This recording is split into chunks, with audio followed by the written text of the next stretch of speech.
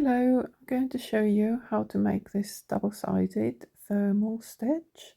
It's really good to use for bag handles because it stretches a little bit but not too much.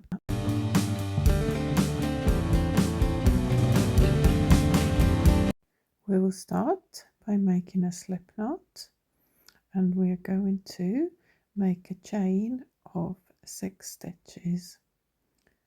1, 2, 3, 4, 5, 6. We're now skipping the very first stitch from your hook and making a single crochet into each stitch all the way back to the beginning of your chain. When you get to the beginning, chain 1 again and turn your work.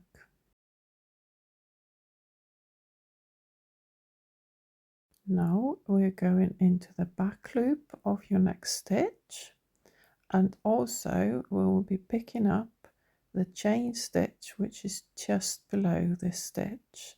So go through the back loop and the chain, yarn over, pull through both loops, and then yarn over and pull through 2.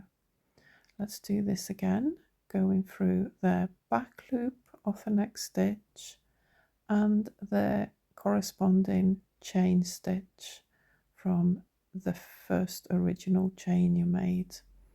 And you have to do this all the way until the end of the row.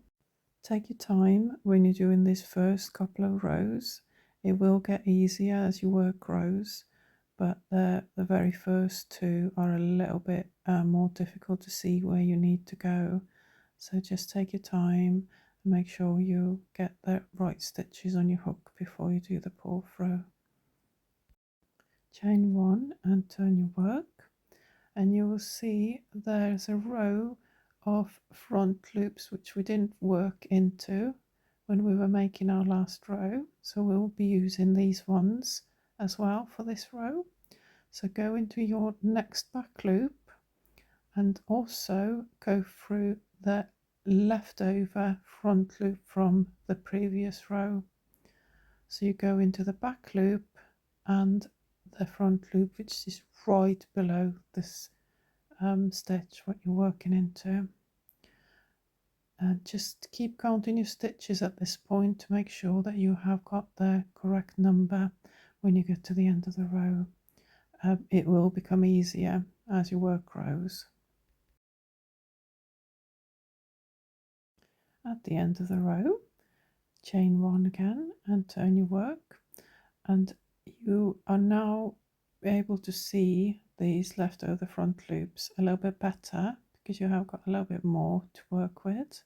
So again, going through the back loop and the corresponding front loop of the row below, and now it's a little bit easier to see where your stitches are and which ones you need to go through.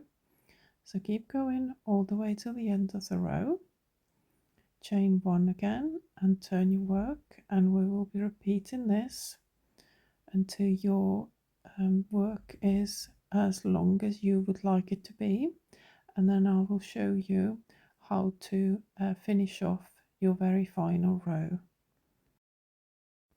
When your work is as long as you would like it to be and you need to do your final row, chain 1, turn your work, and now we're going through the full stitch and that leftover front loop which is right below it.